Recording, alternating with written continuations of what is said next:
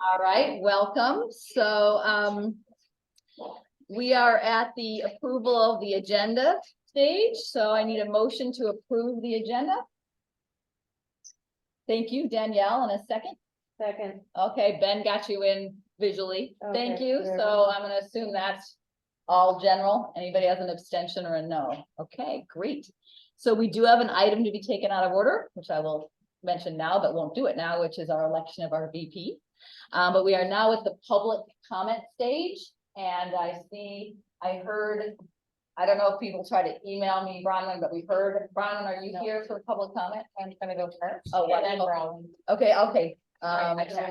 Tara's on the public comment because she's past president. We are keeping it 3 minutes. All right. Okay, Lord, talk really fast, which I do anyway. Okay, I am asking Senate leadership to speak up for SBCC students and faculty and staff to respect the contract allowing any actions or campus for potentially 3 or more years. As far as I can tell, any app was allowed to move into these spaces this summer with little to no input from faculty in those buildings. On the board agenda for tomorrow is another contract for fall, and a potential 3-year contract with Antioch will be on the board agenda for October and November. This potential 3-year contract with Antioch includes the use of 4 quote large classrooms to accommodate 25 to 30 students, location TBA, 5 classrooms for 18 to 20 students in IDC, 2 break rooms, and 12 to 15 individual offices, preferably in IDC building, and a minimum of 250 parking passes per academic quarter at a rate of $35 per pass. It also includes the use of our cleaning services daily and the use of our IT services. I taught the first part of summer school on the first floor of IDC, and I observed the Antioch preparing the classrooms and online for use. When I returned to that same classroom to teach this fall, I noticed 2 portable AC units in the classroom. This led me to believe that they had taught in the classroom the second part of summer, but our department was not aware. I checked the classrooms around mine. I know that they had been used by Antioch, and they have the same AC units in it. As long as I have been here, which is 23 years, my department has been pleading with administration to assist with the heat in our classrooms that sometimes gets up to over 95 degrees in the classroom. We've been told repeatedly that we could not have portable AC units as the electrical in the building couldn't handle it and or it was cost prohibitive. To see that Antioch is allowed to have them in their classrooms and that they were potentially provided by SBCC is a slap in the face to us and our thousands of students that have sweated their way through math exams in our classrooms. We've also had numerous technology requests over the years that had the necessary funding but cannot be supported by our understaffed IT. Yet we will now be offering those services to Antioch and their team staff. Our offices and many classrooms are certainly not cleaned daily, but Antioch's classrooms and offices will be cleaned daily by our staff. In order to provide 12 to 15 offices to IDC and IDC to Antioch, they're going to have to displace some faculty. We don't have that many entities. This will likely affect adjunct faculty the most. Why is it okay to split up departments and potentially provide no space for adjuncts to work with and meet with students? An additional 250 cars parking over here on West Campus will exacerbate an already congested situation at a time we don't have security staff to monitor the staff level. I know faculty who've had to illegally park to get to class on time. I understand that we need to explore options for creating revenue to campus, and I welcome opportunities for us to come together and collaborate on these ideas. We do know we have spaces that are always used. I'm fine with that. But it's very hard not to watch this happening and not feel as though our own faculty and students are somehow second class to Antioch. The college is doing things for them that it is not and has not ever done for its own. I employ our faculty leaders to be our voice and stop this version of the contract before we're signed into a 3-year lease. This affects students also. It's pedagogical, that it needs to be understood. Thank you, Karen. And now we'll go to Brawlin. You have 3 minutes, Brawlin. We'll see if we figure out we can hear you. Great. Can you hear me? Yeah, go for it. Take it away. Awesome. Thank you so much. So I just want to continue where Pam left off.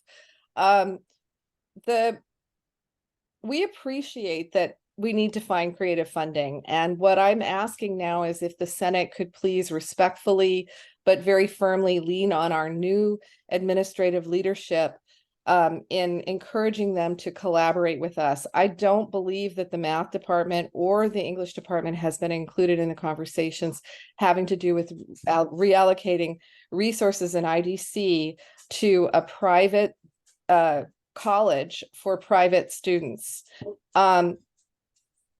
The ink's not yet dry on the grants that were paid that gave us money so that we could refurbish very specific classrooms in IDC. And I suspect that those are the classrooms and the classrooms that Antioch has their eye on. I mean, it's reasonable, but it's really critical that the administration collaborate with the faculty so that we can come up with solutions together and so that we can feel included. And when I say that we found resources for our students, the math and English department, we're still reeling about AB 705 and all of the other interventions that have happened since. But as faculty, we were really proactive in trying to find resources to mitigate what was coming that is now here with us right now. And we specifically wrote grants, and we, the faculty, not the administration, we wrote the grants, we administered the grants to get the resources for our students, our underrepresented students, so that they can deal with the higher level math and English classes. And if we're going to now have, if as a college, we're going to be reallocating those resources without including math and English faculty, and I'm sure some other departments as well, but that's what's on my radar, it's going to have an undermining, destabilizing force on an already stressed department, math and English. Sorry, English, if I'm speaking for you, but I think I know how you feel. And I'm just begging you to please include us in the conversation. Those resources in IDC, they were earmarked and they're just implemented. To turn around and now offer those up in Antioch is just, it's kind of mind-boggling to me. And I hope that's not the case. I hope instead the case is that we will get to collaborate with the administration and this won't be a top-down sort of decision. Just think about the break room. I was an adjunct once, and the break room in IDC was the only place I could go after back-to-back classes where I could work without being interrupted by students. These are important, critical points that we need to bring up to the administration before any finalization occurs. But most importantly, the Chromebooks, the specialized furniture, the dual projectors, those were all grant-funded resources brought into the college specifically by faculty for our students. Please include us in the conversation. Thank you so much. Appreciate it, Berlin. Thanks. Barbara, you're gonna go We're next? sort of splitting ours up as well. And You don't- each you- one has something. You just want 3 minutes total then, or? No, each, no, Okay. 3 minutes each. You I mean, I'll take all of mine. You did. Yes. Okay, got it. So you're gonna start. and Yes, then- I am. So you have 3 minutes. The And floor I is may not yours. use this. Okay. So my name is Barbara Bell. I'm an associate professor of English here. First of all, I'd just like to reinforce and support everything that my colleagues, Pam and Ron, just said. English, from my perspective, is in support of everything you just brought up. Eileen and I and our department want to share our thoughts on the proposal, expanded scope and length of the Antioch rental and the lack of communication from administration on this very important issue. This lack of communication is disrespectful, it's demoralizing, and it's counterproductive. I learned of the Antioch summer and fall rental in late June when Eileen received an email that our adjunct faculty needed to remove their belongings from the English offices in the back hallway of IDC by the end of the week. Although virtually all of our adjunct faculty were not teaching summer, and many do not check their email because they're not technically employed by the college over the summer. We have since learned that some of these rental conversations have begun in April and May, seeing them on the board agenda. If someone had told us of the possibility, we could have had the adjuncts move their belongings in a far more respectful fashion than what's transpired, which did much to establish a negative tone about Antioch space rental that seems to prioritize Antioch over our own adjunct faculty and departments. These adjuncts, by the way, who are now teaching over 60% of our freshman composition classes. With retirements, we have been offering these offices to graduate faculty to share. The sorts of conferences we hold with students require a much greater degree of privacy than the spaces and the cubicles in ID 313 can provide. Adjunct and full-time faculty alike were upset that these offices, which do belong to the department, were taken without consultation. Take it away, Arlene. And I'm Eileen Wilkes, and we're not sure of English. I first heard of the new proposed fee release last night, when I was forwarded an email about this proposed long-term contract with Antioch. No one from the administration has ever reached out to consult with us about what the additional offices, classrooms, and break rooms desired by Antioch would mean in terms of their impact on our department. I am saddened to learn that meetings have been again scheduled and that energy is being mobilized to identify these spaces without any consultation. I know that Kim and Sarah and Cornelia have encouraged administration to consult with faculty, and that means for the Brown stage, so that we can be involved in making decisions about such significant changes in the spaces where we do our work. We don't want to hear about it afterwards. Into the void of communication steps in rumors and anger, distracting us from communicating about the issue. Faculty have very serious and real concerns about Antioch's proposals that need to be included and addressed, such as loss of classroom and office space. Where would these rooms come from? There's nowhere near the amount of available offices in IBC as the Antioch proposal requests. What does it mean that they want a break room? I'm trying to schedule face-to-face classes to meet demand for spring, so I have great concern. How will this affect available rooms? 250 parking spots designed for Antioch? That's a lot. Possible signage and structural alterations for teaching and building spaces. How is this going to impact other departments in the campus community at large? What does this mean when there are private institutions using public resources? And when there is no communication or outreach to fabric, partnership between faculty and administration is damaged. And at an institution of higher learning, we prioritize communication. We've raised the ideas of partnership and difficult conversations, but so far, the English hasn't been, we've been denied a voice by not being invited to share any input or concerns. So we have no answers or reassurance. It should come as a little surprise that we may not be too enthusiastic about a long-term contract at this point. We have so many unaddressed questions and concerns, and we've not been invited to the table. Unfortunately, this rental contract is sounding more like a takeover of IUC. We're really asking the admin steps into the void and consults the chairs of these affected departments.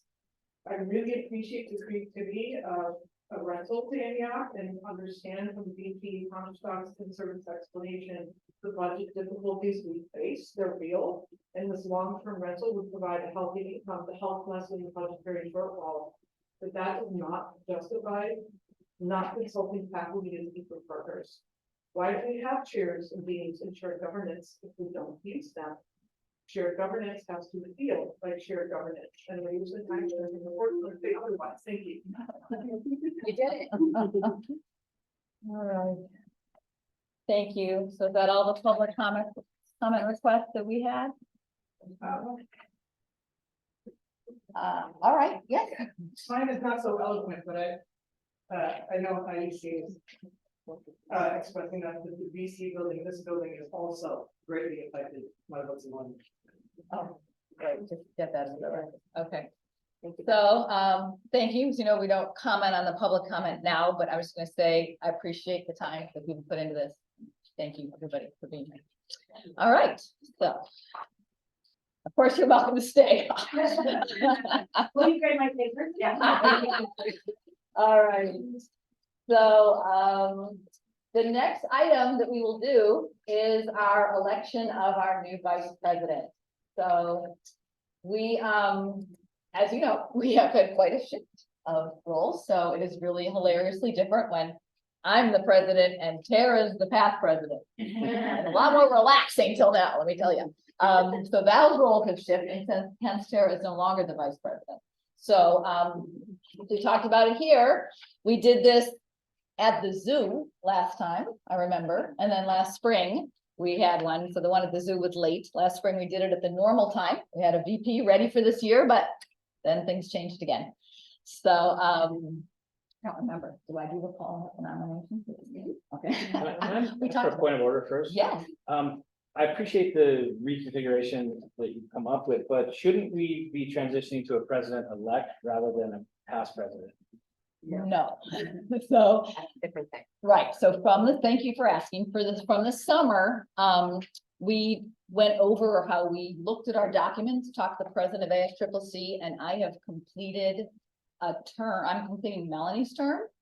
So, when we. Rather than elect, we still need a vice president to run the Senate. 'cause we Oh, yeah, don't have a no, vice president. So that we made the decision in the summer to have the spring election for the new president who will step into the president role. So we keep. on Because cycle. president-elect isn't actually an official, I mean, it is a position, but you're being elected to be president. So Right. we're finishing this term, so we're gonna be, we made the decision in the summer that we would be having the spring election for the person who will step in as president in May. So that was on the summer agenda. So thanks for asking, but there were a lot of reasons for that, and we did make that decision in July. All right, so, call for nomination for somebody to run for vice president. Right, Elizabeth has put her graciously. Well, I'll run. Put her name in the nomination, what we've heard. So we have one person who has put up a name to run, yes, to nominate Danielle. and you confirm that you, I could, yeah. I mean, you, oh, great, all right, wow, so, okay. you can do it then.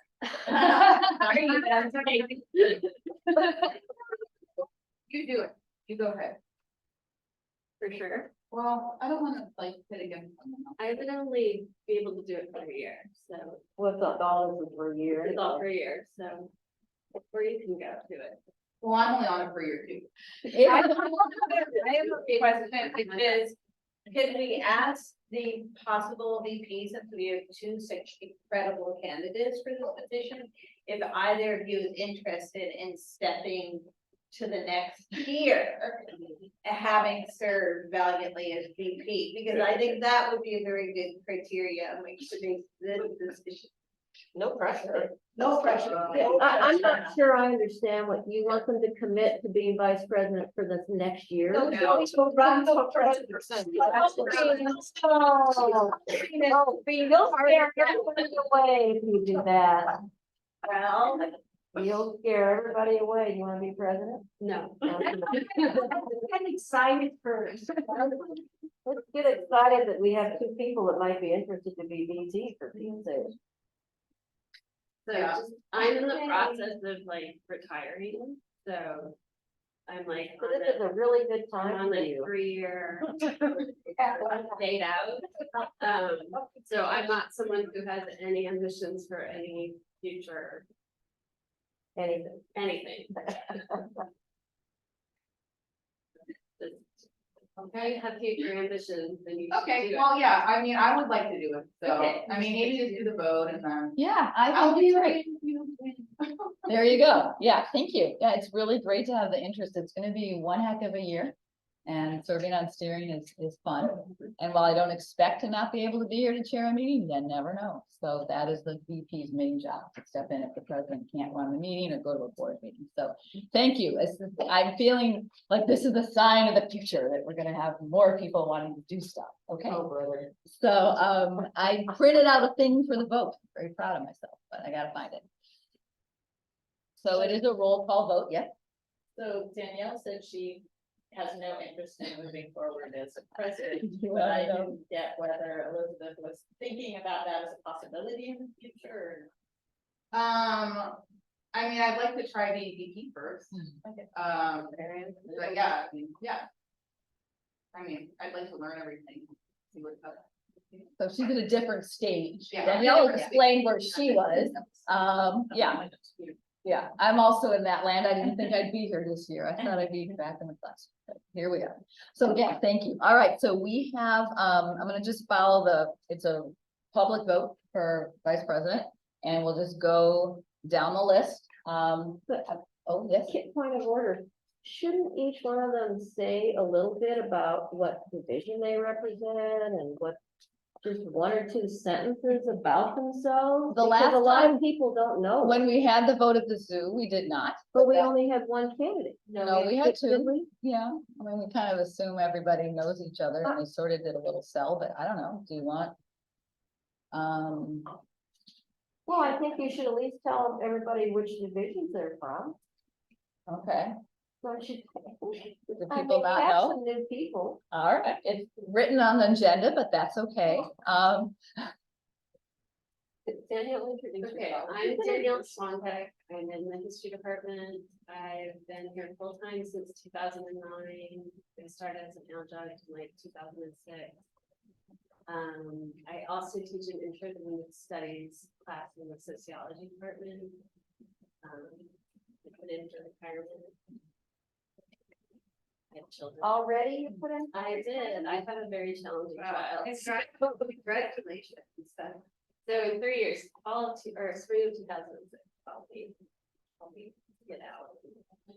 Okay, I'm in the math department. I got hired full-time in 2017 and I was adjunct for the year and a half before, I think. But since I got here, I've been involved in like supplemental instruction and equity training with the Ally a few times. I was in the RESA first cohort. So I'm really into like serving our students, meeting them where they're at, trying to like help them get into college and things. I was on steering last year, so just sort of figuring out how it all worked. And then I thought it'd be a good idea to consider stuff up, so that's what I'm doing. and the vice president also sits on College Planning Council, so has that involvement at the college level. It's a chance to learn more about how the governance works. I remember doing that before I ran for president. You learn a lot from doing that. All right, so again, it's a roll call vote. So it's usually Ben at the top of these business education. So Ben, for Elizabeth or Danielle? Elizabeth. And Sabrina. I didn't realize we say this right now. We do. Do you wanna, well, yeah, I mean, I can come back to you. Okay. All right, Christy. Come back to me. Chris. Katie. They're both amazing, but gotta go with Elizabeth. Dee. Elizabeth. What? You have- But I feel like I really don't. I want to vote for myself, but- Yes, you should. That's the deal. Don't do that, we all, okay, okay. Captain. Danielle. Juan. Elizabeth. Jess is gone for today. I don't know if he gave you a proxy, Stephanie. That you- Yes, okay, so for Jess. Well, they're both gonna be closed. All right, and Stephanie is next. All right, and Danielle. Elizabeth. All right. So, do I see Timmy Palmer on our Zoom? Okay, he is gonna be, it's on later in the agenda, but okay. And Rosabeth is here as our adjunct, our new adjunct credit senator. I saw, yes, Rosabeth, can you turn on your, okay, so you need to turn on your, are you able to turn on your camera? Yes? Sometimes I lose connection because the camera freezes. I don't know what's going on, but hi, everyone. Thank you for having me.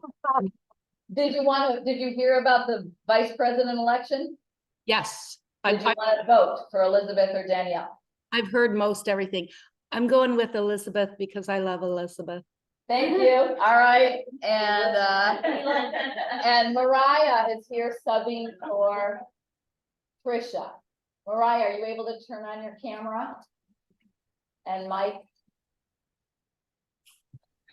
Sorry, I'm trying. I don't know why it's not turning on. We have your voice, so that is good. Would you like to vote for Trisha, with you representing her for the vice president, Danielle or Elizabeth? Is it appropriate for me to do so? She did say I had a proxy vote. Is this something that you need a lot of prior knowledge for, or just the brief discussion that you had today? This is all we all got. Okay, then I will also vote for Elizabeth. Thank you, and thank you for checking, and nice to meet you through your voice. Sabrina? Of course, I'll try to switch to a different device so I can turn on my camera. Oh, we're good. Okay. And Kristen. Well, thank you. Thank you both for running. Thank you, Elizabeth. And it's gonna be a fascinating year. Okay. Congratulations and condolences. Okay, now I gotta get back up. All right. Okay, approval of minutes. So, I want to just do this by, we're not doing a roll call, so move to approve minutes. So moved. Don't I do that after we move to approve or do the revisions first? I don't know, I can't, I thought we did the move to approve and then we do any, Make a motion, then you fix them. right, that's what I thought, okay, I'll so, move to approve. so Kathy's doing the summer ones in a second. Thank you, Danielle. Any amendments, changes, corrections to these minutes? Okay, does anybody want to abstain from approving the minutes? I assume nobody ever votes no on the minutes, right? That's pretty. Do they? Okay, is anybody voting no? Of course. Anybody no? All right, so those have passed with acclamation. Thank you. And for the retreat minutes. I also need a move to I approve. move to approve. Thank you. Thank you, Danielle. Any corrections, emendations? All right, any abstentions? All right, minutes are approved. Thank you. And thank you to Margarita for the retreat and to Holly. I think you're in here. Thank you for those. Okay. All right, report. Okay, so I just have to tell you that I spent all weekend in board docs and Tara spent a couple hours with me too. And building the agenda, it's always been a challenge, but it was really fun when it was done. Anyway, did not write out the report. So I'm sort of channeling Melanie here. These are my report notes. Nice. I will have them typed up, I hope, in the future, but so I just have three things. One like medium good, one really good, and one really bad. The bad is last. The medium good, well, there's a lot of good and there's a lot of good. I just want to say thank you to every person in this room. To so many people who aren't here, but who texted me, called me, have talked to me in the streets, across campus. I've always loved this place and I love its people. And I just got a lot of love and connection, and it's going to sustain me because some of the gear will stink, but none of it really will, because I am representing all of you and it's a beautiful thing. And so, and I have Tara. I don't know if I could have done it. I mean, I think I would have, I just would have really suffered a lot more. So I'm really excited about the year because I feel a lot of rebuilding. Tara's an amazing problem solver and somehow stays so freaking optimistic. It's a beautiful thing. And I'm a lot older than what I did the last time, 2014 to now. It feels even longer. And there's certain things I am wiser about now, and I'm really excited because I'm hoping I can help all of us be happier and, collaborate with each other. And it is what an amazing thing to work at a California community college, it is what a blessing it's been in my life. And it's helped my boys turn into the great humans they are. They heard about what I did every day. So with you guys' help, we're going to try to bring more of this forward. And that public comments today is part of that. It is part of us all fighting to work together. So that is my big goal. The simpler goal is we are going to make one killer timeline for all the work that the Senate does in a year and how all the committees fit in and where we need to decide what. Our new superintendent president, really, she's scheduled EC, executive committee meetings, every 2 weeks. Yes, we have let them know that we need to have more communication. She's new too, I'm new. I'm very hopeful, but I'm sure we'll hit some roadblocks. So I have this whole list of all the places that things are going to be working. All of our committees, there's the budget sustainability work group that feeds into this, the educational vision plan. PNR is going to help us work with the budget. And I'm going to actually share a little sort of chart in the future. So all I'm going to say for the rest of this section is I think we know, we got a sense of the challenges. The budget is still evolving, but with declining enrollment, we do have extra vulnerabilities. We're trying to build a schedule that brings students back to campus, but we don't know. We probably may not have enough yet to bring them here because now they have higher, if they're going to schlep out here, it better be worth it. So we really need to discover more about our students and how to better support them here, especially through our equity trainings and our recognition that it's really time for equity gaps to close. And we're all working so hard on that, but we need to bring more shared practices that CAC is really helping us do with their new addendum to the core for DEIAA focus, as well as online instruction. So these are huge challenges. Our new committee, teaching and learning committee, that We brought through last year's gonna be a big part of that. So I'm asking everybody to take that extra time, you know, when you're driving, when you're whatever, and it pops into your head, oh, I wish we did this. Tell us.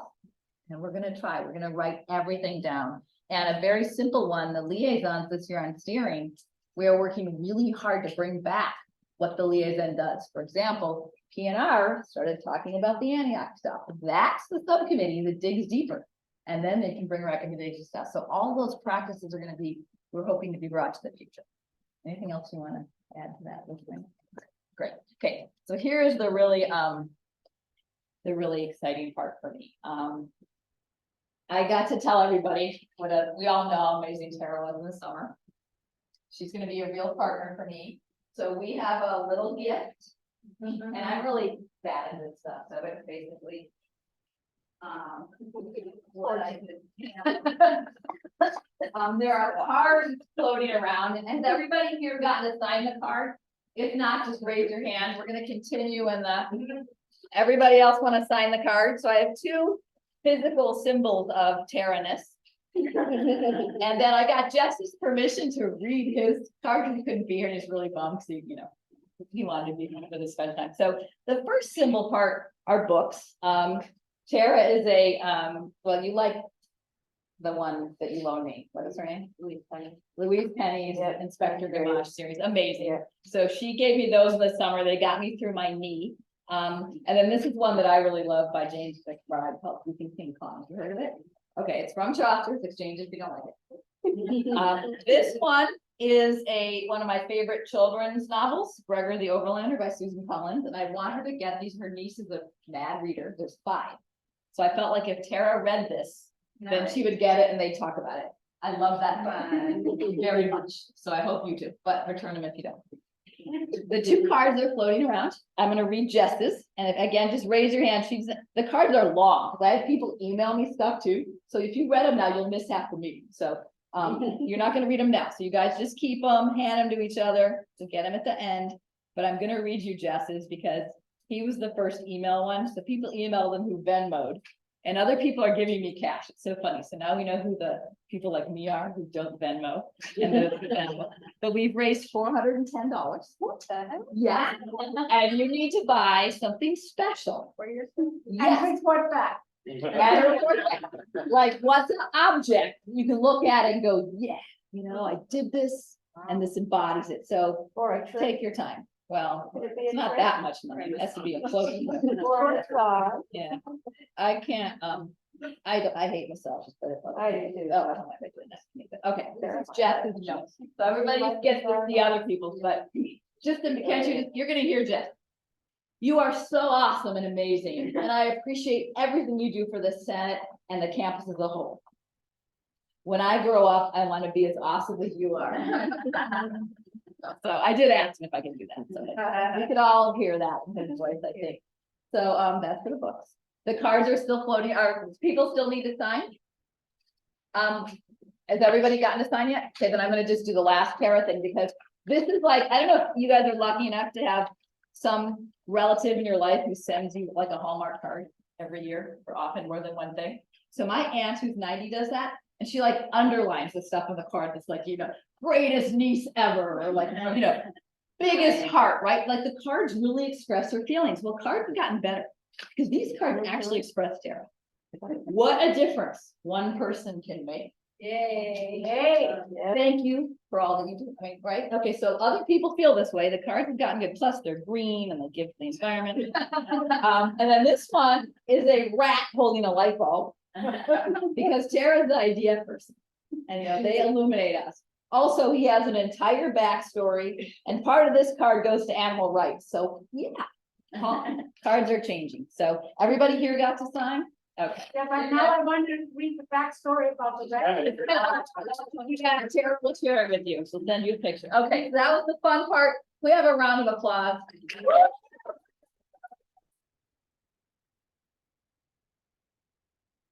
Karen, point of order, Yes. I'd like a round of applause for you also. Oh.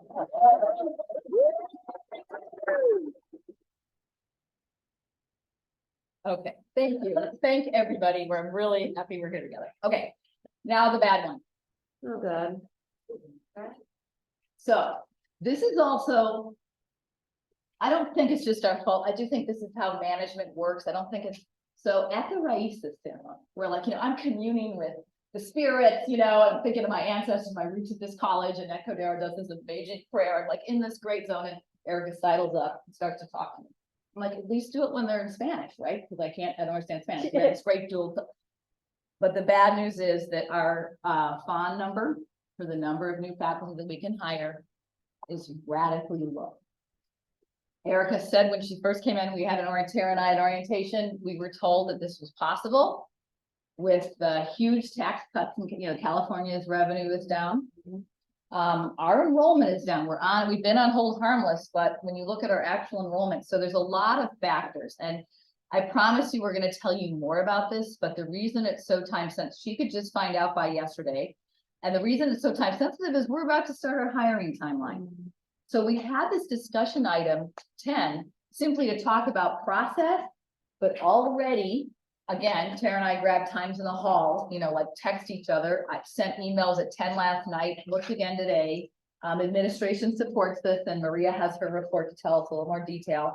At the very least, we're gonna extend the timeline on this new hiring. So a new note will go out to chairs if they have more time to decide if they want to submit a request for a new hire. And more importantly, at our September 27th meeting, we can get a full report.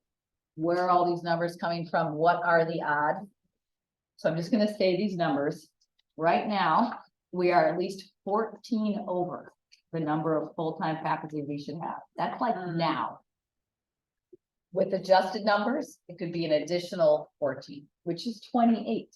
We have 6 unhired positions from last year right now. So there's an argument to be made for faculty to present anyway, because we need to know about the need that's there. But if it is that no frickin' way, we should make a decision as a Senate. So at the discussion item, we'll talk more. I'm not giving the details of the fund. It's complicated. We're going to get more of that on the 27th. But I do feel it's going to be, thankfully, we have our discussion item for planning. The first part will be looking at a new timeline. So that's my overview. And I would love, that's the end of my report. That's the harder one. So Maria, I have if you wanted to share the number you sent me, you want to just do it orally, just tell us more what you're thinking. Anything else you want to add to the situation?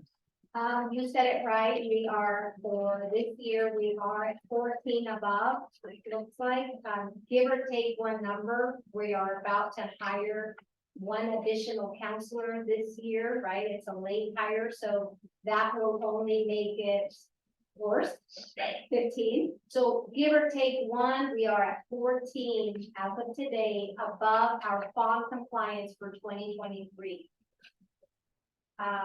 The state is projecting, right, our advanced FON for 2024 puts us at 28 if there were no retirements, for example, this year, right? No resignations in the next year. So that's where we are today. We do not submit the FON report to the state until it's due November 1st. So we will hang tight and make necessary adjustments between, in the next few weeks. But those are my tentative numbers as of today. So again, at the discussion item, we'll look at a new timeline and how we'll be able to talk on the 27th about it more. Okay. Any other information questions right now? What is enrollment currently? We were even or above last year, weren't we? Last fall? We were pretty flat last fall. Last year, and we were actually below, about 3% below last year. This year, we are about 5% under, just compared with 1 year ago. Oh, okay. But if we compare it to 5 years ago, it's even worse. Yeah. Okay. Thank you. So to clarify, we're 5% below where we were last year at this time. Correct. Which was already low. Yeah, we want to be going up. Last year. That was turned, but It changed the line on that. okay. What are the updates from just for now? Do you know what the updates are today as of enrollment?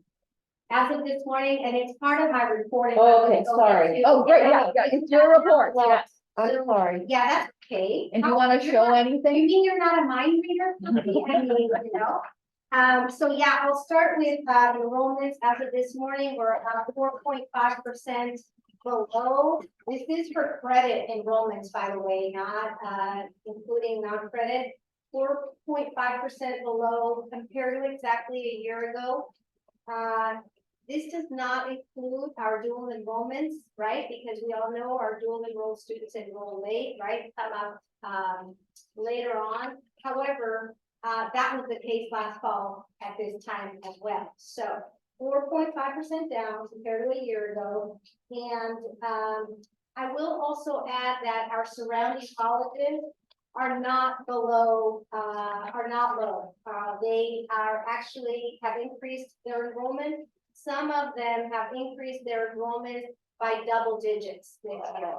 So we are definitely, something's going on, and I'm committed to trying to figure out what's going on. I've been working with the IR office, asking them to provide me with reports, and that we've been reviewing at Dean's Council.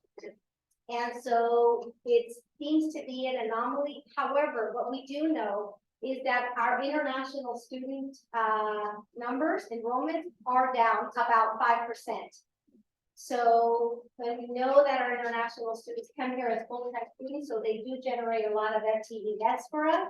And so that we do know from VP Smith. The other thing I wanted to touch on is the FOM that Kim had already mentioned, which is we're 14 above this year.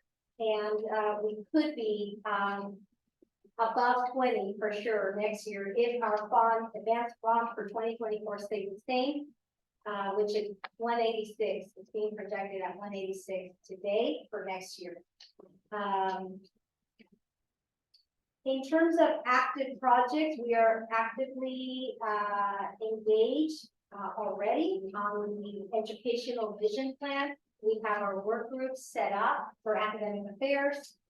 There is Senate representation there. There is classified representation. Let's just quickly say Dee and Stephanie.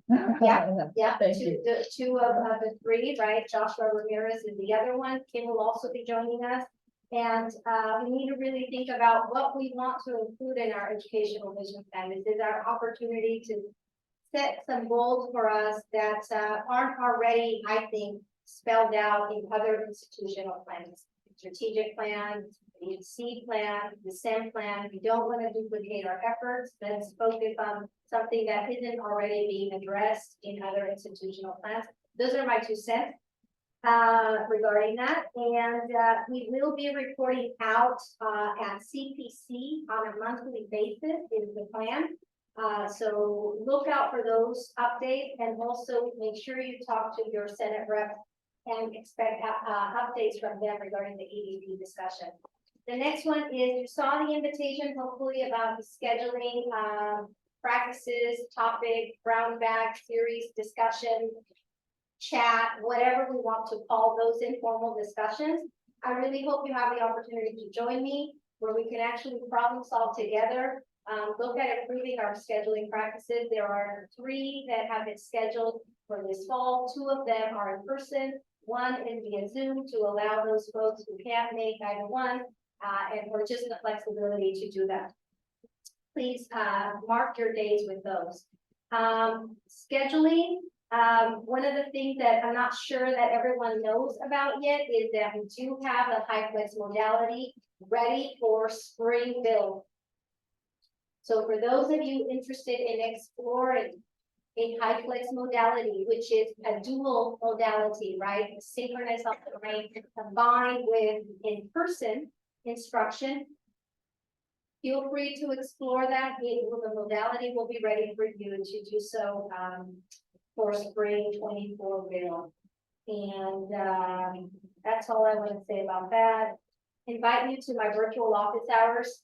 If you can make them, just stop by, you know, to just say hello. Maybe you have a question or a concern or an inquiry. Feel free to do so in a more intimate setting. And then last thing is, mark your calendars for either November 16th or November 17th for the class, the scheduling software training for department chairs.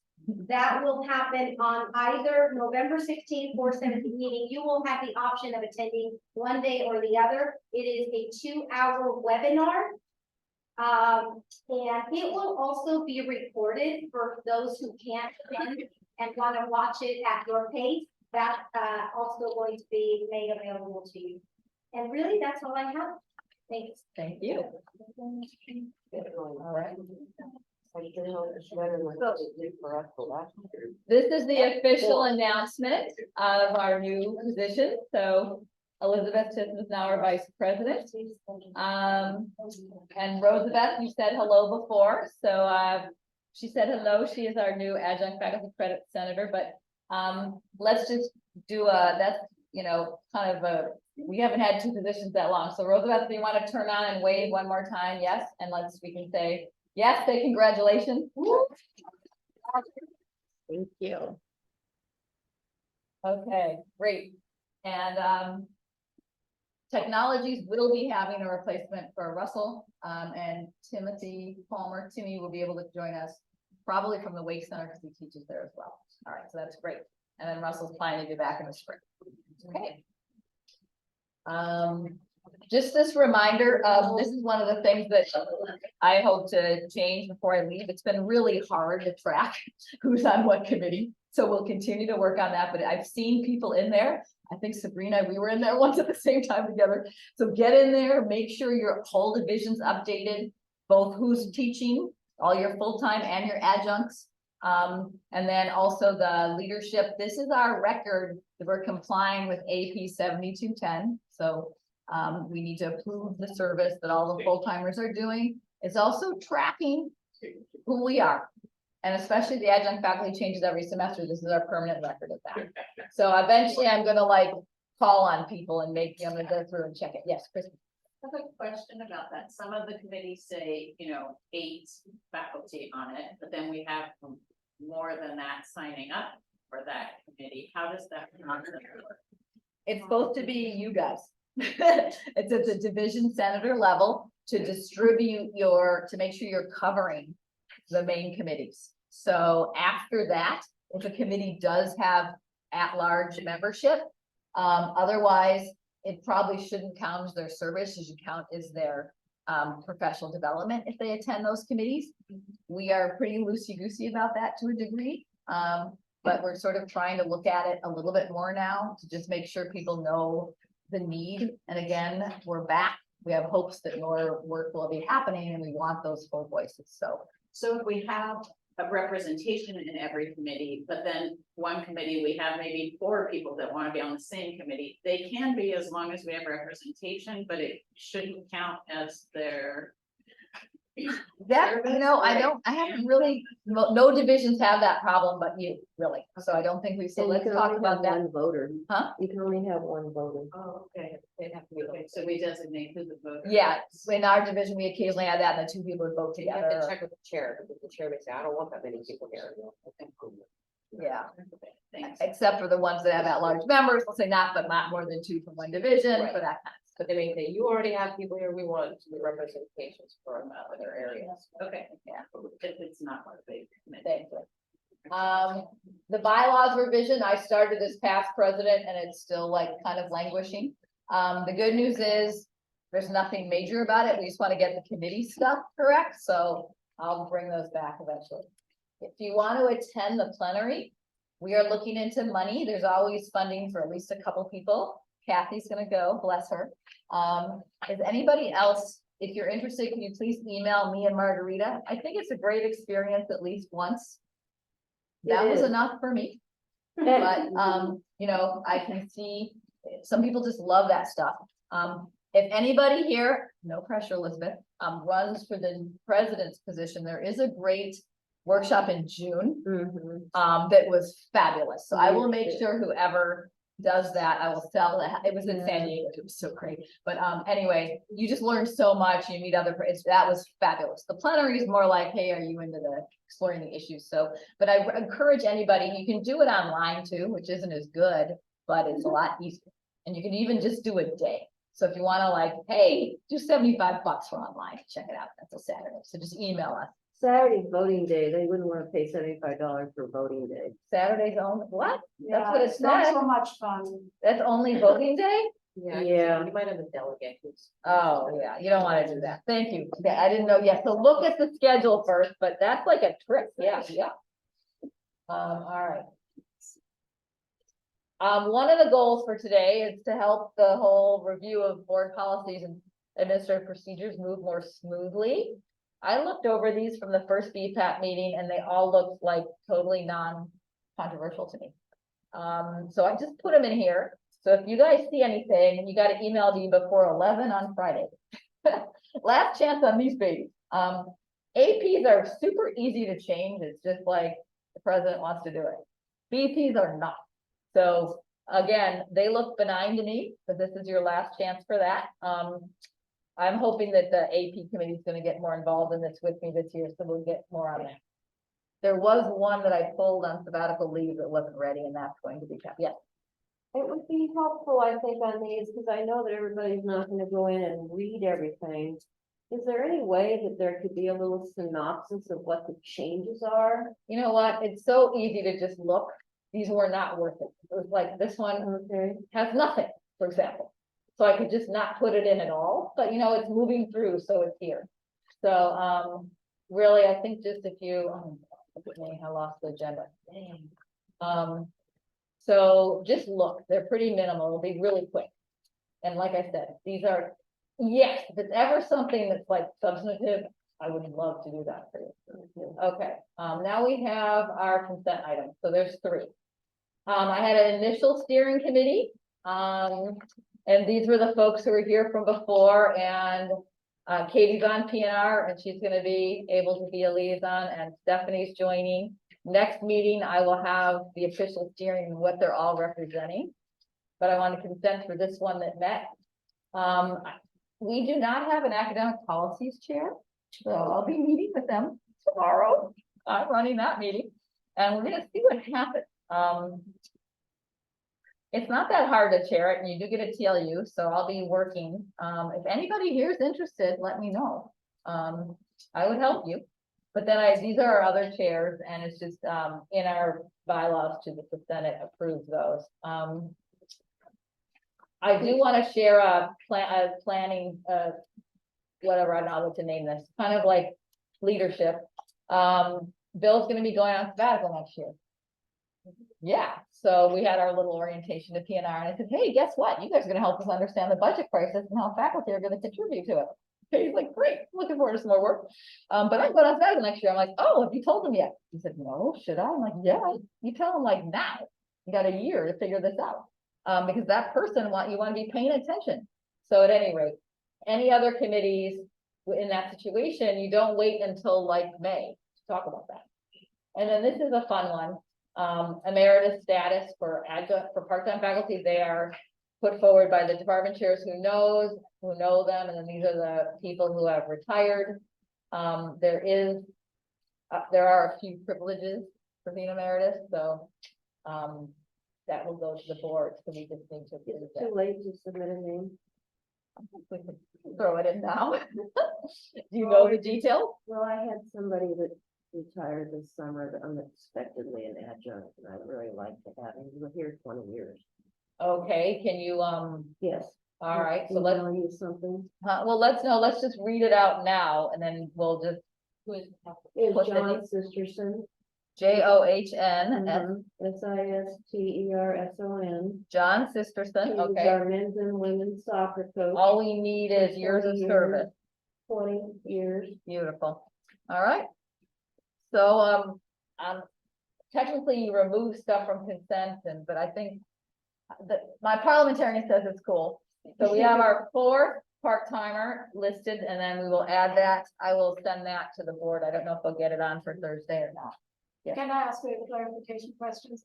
question, how are, especially the part-time faculty retirees, is notified about this things? So they have to get approved first by our college president and then by the board. And then I have to actually see who gets to have the honor of informing them. Do we have, did we send something out to the senators last spring? Did we send something out to the senators or department chairs? I send out emails to all the department chairs. Yeah, I I think I, advertised it many times. yeah, that was from you. I just forgot, John, I'm sorry. No problem, because you know what? We're gonna get it. And we can continue to add them. I mean, it doesn't have to be the year they retire. We could do it very soon, so they could start receiving their privileges. Right. Do they- Okay, Do they get an email with some, official thing, like you're now an emeritus faculty? we'll tell you after it's rewarded. It's on the board. Okay, Okay, so do I have a motion to approve these consent items? so moved. Second. Okay, so Kathy, and does anybody have any questions or anything they wanted to pull? All right, great. So I think this can be by acclamation as well. Does anybody want to abstain? Or vote no? All right, great. Consensus, my online folks, consensus. You would turn on your mic and yell if you ever want to abstain or say no. Okay. All right, great. Okay, now here comes actual things we can talk about and do. Okay. Did you guys get to look at these changes that the FA is recommending? I'm assuming that we can use them this fall if they're approved. So, We'll ask Cornelia when we out. so how are the changes? I mean, I'm looking at the form. They're not very clearly Doesn't marked. Tell us what was changed. Well, it's just in the description. You have some bullet points. or Yeah, not? those cover them all. So the first one is, the big one is separating a new form for probationary. Just because they have more steps and stuff. So that's one thing to vote on. So that's just a new form down there. That's just it right there. Yeah. Just to make it easier for committees. Because they are, they don't have to add the stuff probationary need. The other one is the, where's the one about meets and exceeds expectations? I leave that. What about the dean's comment form? Right, I know, but they also did, probably copied that from our last agenda. I'm back. Oh, all right, thank you, okay. Go ahead, you wanna introduce more? I thought I did already. Yeah, I know, we've done it a few times. Okay, I'd be happy to introduce them again. So, what we did in the first attempt to, revise our, or let's say, we revised in a work group our whole, AP 7151, because it's going to be moved into the contract that requires negotiation. This is a long policy. We wanted to move forward as a first step with already presenting you new suggestions for forms. Let me start with the one for the probationary faculty. Probationary faculty are subject to a to more requirements, different size committees, more votes, because it's not only satisfactory needs improvement or substandard, but also a recommendation for moving forward to a next year contract for being granted tenure. And so to kind of like get this all into one form, which we didn't have before, this was our suggestion, how we can implement that. Also, one thing that I had already presented at a prior meeting, one of the things that actually is part of the whole revised policy and procedure is that we would love to change the term satisfactory to meets and exceed or exceeds expectations. And so we already included this here, but that was our suggestion. So this is the first one. And then we have one form that should capture everybody else. And so we have, we listed 4 checkboxes on the top. The 3 most frequently used ones, the regular, tenured faculty, the part-time faculty, and then the master teacher evaluation, and then one other checkbox. And that other checkbox could be, for example, a temporary contract, could be, for example, a dual enrollment faculty, could be, for example, a faculty that who has leadership responsibilities.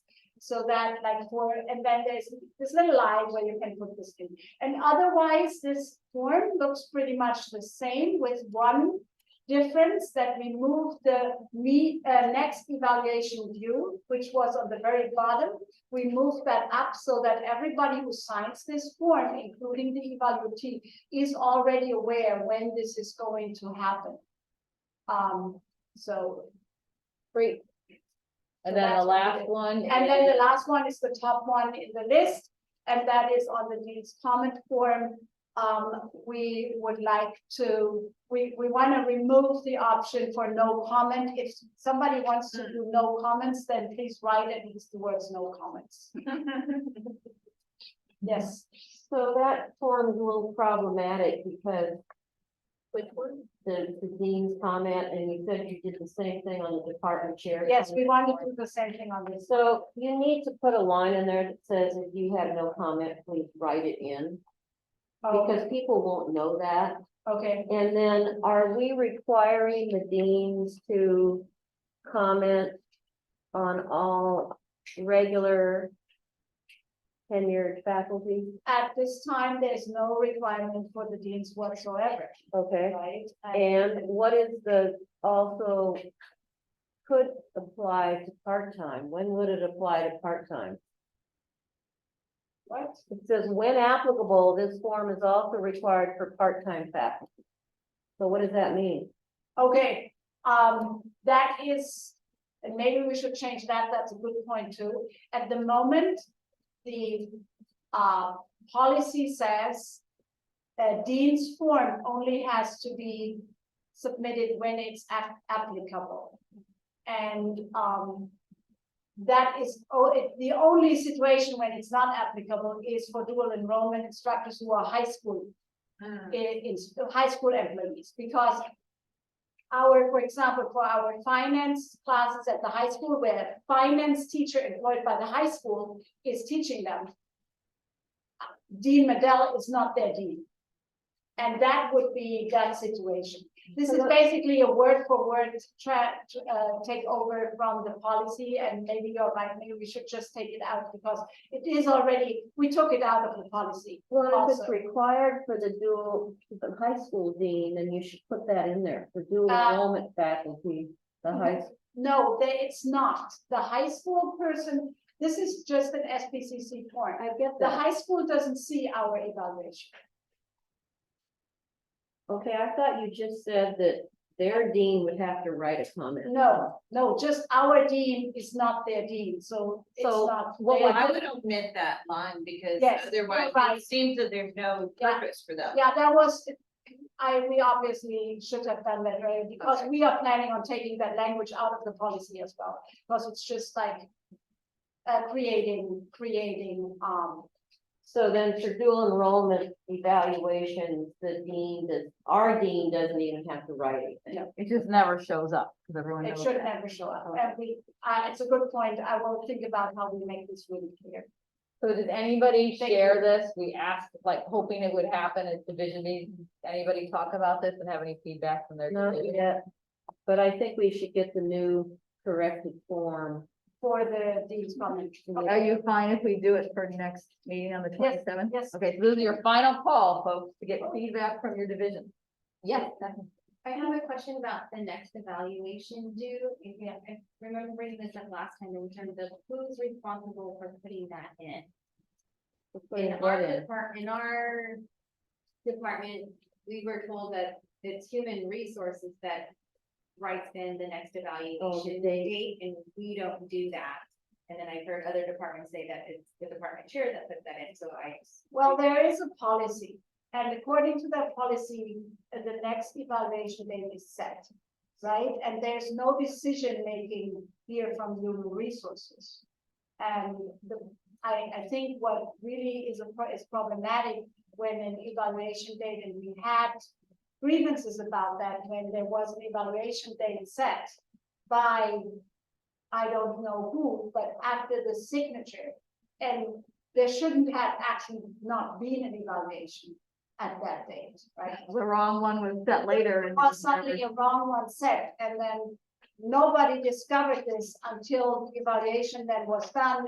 It's just creating problems. I think that the committee who is reading the policy before they evaluate, or the department representative who is doing the part-time faculty evaluation, should put this in so that we are all in agreement, everybody who is involved in this particular evaluation, when that thing should be. And if human resources has an issue with it, I think then they can come back but I don't think so, because In our department, human resources tells our dean who's up for evaluations rather than us informing them who's up for evaluations. And there have been instances where there was differences. yes, discrepancy. And the dean just went with what HR was saying. Oh, So that's why I wanted to make sure that we understand. That's been our experience in our department all the time. You know, But there's discrepancies. yes, the date has always been, is given to us, dictated by HR. The committee or the committee chair, along with the WT, does not select the date. It comes from HR. But why would it be from that would be my question. How come that HR has a different interpretation of an existing policy than? That I cannot answer. I'm just telling you the practice in our department. Okay. It coincides with, what you're saying. Yes. Wait, we got Denitris. Let's hear from the official. Thank you, Denitris. You're welcome. I just wanted to jump in regards to the date. I'm definitely open to discussing, other things, but in regards to the date, what HR does is we are running reports that let us know when evaluations are due and sharing that information with the deans, and those reports are going to be based upon the evaluation date that was entered by the department. So it's not so much that we are selecting dates, that we're entering dates. Dates should be pretty straightforward of when the next evaluation is due. However, we all know that straightforward is sometimes a little crooked. So when we see, as we're processing, if we see something that's off, then we try to communicate that. But we're not setting dates. We are running a report based upon what's been entered by the department. Thank you. Wow. Okay, thank you. Thank you, Denitris. Elizabeth, you want to jump in? Yes, thank you. And I may be way over my head here. It's my first meeting. I'm doing my best to follow. On the forms, the question I have is, why would we put in for the dean to have to see, maybe they have to see, but to comment on every adjunct? We all know there's a ton of adjuncts. They don't. Okay, because there was something that was highlighted a couple screens back that said adjunct if appropriate or something. I would, Thank you. We took that out. So Yeah. yeah, I agree with you. That's out, but thanks for raising it just in case. Yeah. Perfect. Kathy. Okay, on the date issue, so I have a lot of adjuncts and they only have one full-time person evaluate them. So each one of those full-time people would have to come to me to verify the date. Because just because I have a full-time faculty member evaluating an adjunct, they may not understand how the adjunct evaluations go. So that's why I always put the date on. When I get done and sign it, I put the date at the bottom. So are you saying that now I have to inform all my full-time people of what date the next evaluation is gonna be? Well, I would suggest that the full-time faculty who evaluates the part-time faculty reads the. They state do policy. read it. It's okay, and to, let me finish. the policy as it is at the moment, and this is something the FA appreciates and wants to continue, requires that a second tenured full-time faculty member is consulted in every part-time faculty Right. evaluation. That could be the chair. And I'm So usually that that means person. there's 2 people anyway, and that would resolve this situation in your case, right?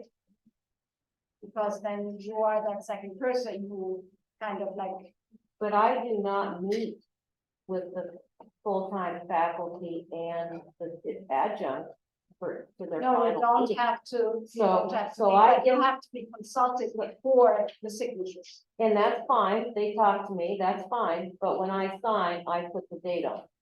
So the Yeah. difference is gonna be. So the difference change. is, they're gonna have to come to me, because just because they read the policy, all they see is a previous evaluation. They don't necessarily know, our adjuncts come and go, there's a big turnover. So they don't really know if it's the second or should be the fourth. So that's the only thing you're gonna have to be clear with the department chairs, is they really have to help their full-time faculty pick that date. Right, okay. Which they should, when you're Which they evaluating should. adjuncts. Which they second, should. fourth But when they semester. see it there on the thing, on the new form, they may go, oh my God, I don't know what that date is. Then they'll ask you. Right. So I know now that I'm gonna tell my faculty to come to me, get the date.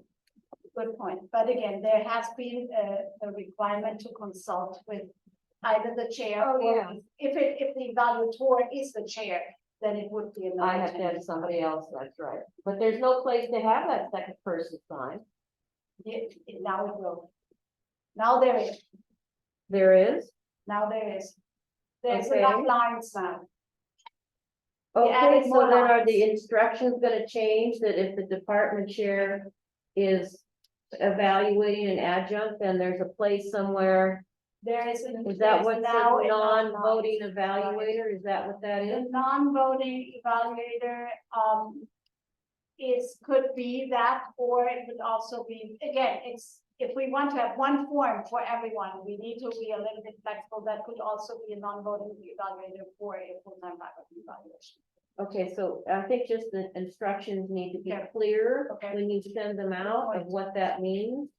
And if it's the department chair that is doing the evaluation, that means one of my other full-time needs to review and sign somewhere, because there's never been a place to sign. Or consultant. Good point, thank you.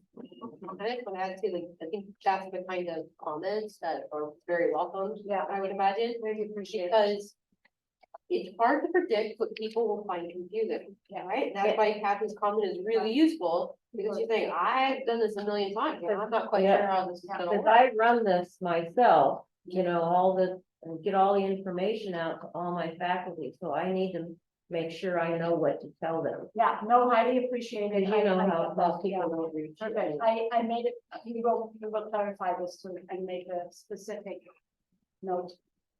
Thank you. You can ask your chairs and your whole division, especially the people who do evaluations.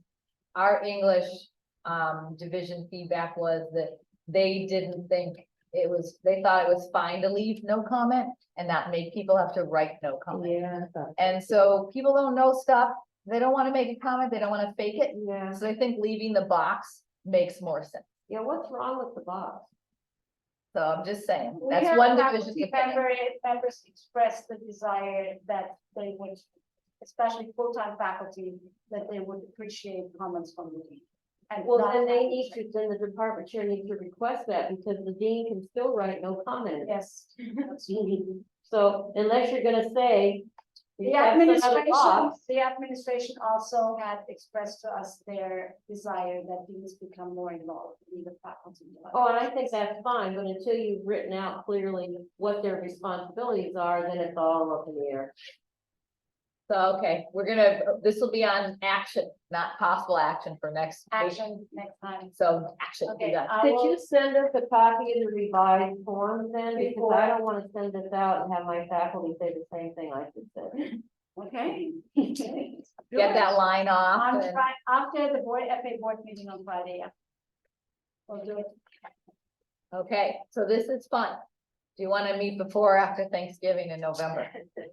So, we can either After. vote at the next meeting or somebody can move to vote it to action. I moved, I don't care, so. All right, so I have one person. All right, so Danielle and Christy. So this is our voted to move this from possible action to action. Anybody want to argue against that? Well, all right, so there's a motion on the table. We'll just do all in favor with hands. So hands for my, This is for after. in favor to For move to action, action. just for action. Moving to action. Okay, clear majority, so we're good. Does anybody want to be on the record to abstain or say no? Have a second. We have a Yeah, second. sorry. Danielle and Sorry. Christy was the second. Yeah, okay, great. So that was an I did action that. item for the 22nd or 29th. So, does anybody want to make an argument for, I support not meeting the Wednesday. So you're for the 29th. so a motion to have the fourth Wednesday of the month not happen for Senate, and then we'll take that precious bit. Second. Okay. So Danielle and Katie, so the motion on the table is to have that meeting on November 29th. Does anybody want to argue against that before we have our vote? Okay, all in favor of moving to November 29th for our November 2nd meeting? All right, so it's looks like a unanimous. Anybody abstaining or no? Just so that's easier to record than all the nothing. Okay, unanimous. Thank you. I don't get to vote. Okay, so we have 3 items left for discussion. And we have 40 minutes about. So we'll just see how long all of these take. For new members of the Senate, we were going to be looking over the supporting documents we have, like how you think about ranking people, acronyms, our methods, and also we have to make a decision of hearing the dean's rankings of a position. It really feels hard to do this now. So, thankfully this is an open discussion item, so we can add this discussion because it's got the date of how we would be setting it up. So, I want to put in writing now before us, what the new dates would be, and then we can decide on the 27th when we have more information. So we would have the, I'm not very good at doing this stuff yet.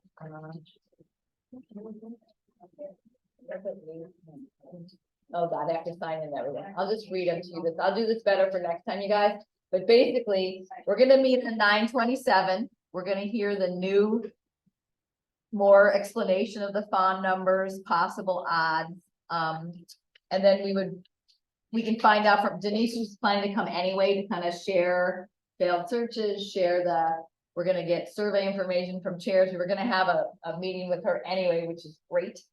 But what we can add to this now is like, what would be a timeline if we do get to hire?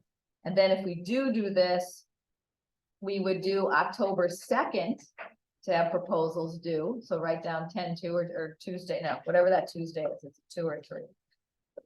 Sorry, guys, I got ready. Anybody see their calendars? October 2nd or 3rd? I'm looking. October 3rd, sorry. October 3rd is a Tuesday. So basically move it from the 19th to the 3rd. And then we would have rankings. We hear proposals on October 11th and 18th and be able to rank on the 25th. So we would have this wiggle room to decide.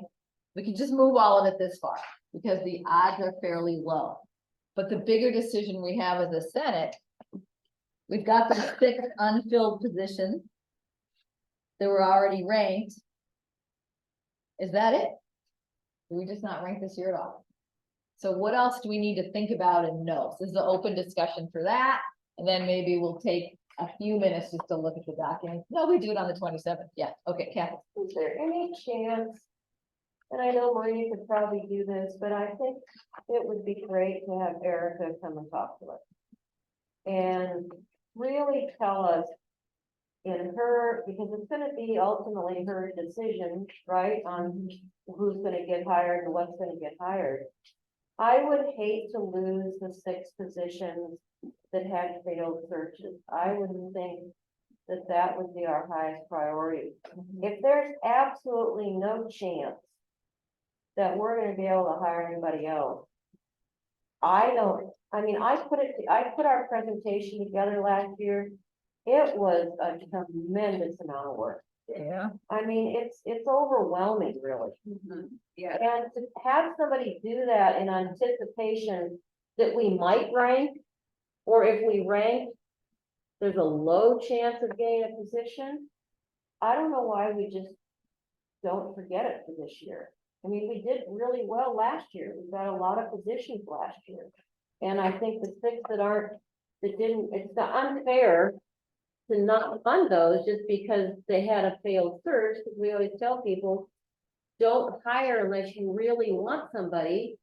But if we set the example that, oh, if you have a failed search, you may lose your position. You know, we've been down this road for 30 years. So we go back and forth on this, but I don't think we should tell people to put presentations together unless there's really a chance. That's kind of what, when we were talking, you know, we were like, yeah, we want to talk to the Senate about it, but I admit that was definitely my feeling too. It's so much work and time and it's valuable. So I will say in the brief exchange with Erica in between speakers at Grace's, she's like, oh, you just never know. But then when I saw the numbers, I'm like, come on, don't you kind of know? Yeah.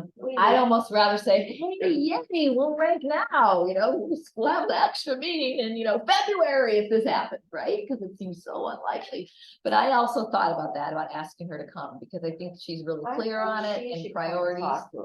Yeah, we can ask. her We've that. had the presidents come before. Yeah, and it's talk kind of about this issue. extreme situation, yeah, and it's worth learning how weird the whole thing is. Like I had that explained to me more than once, and it's still a little confusing, so it's great for all of us just to sort of learn about this, because it's, you know, the relation to the budget and stuff, that's powerful, we should know that, and, you know, California should maybe change that.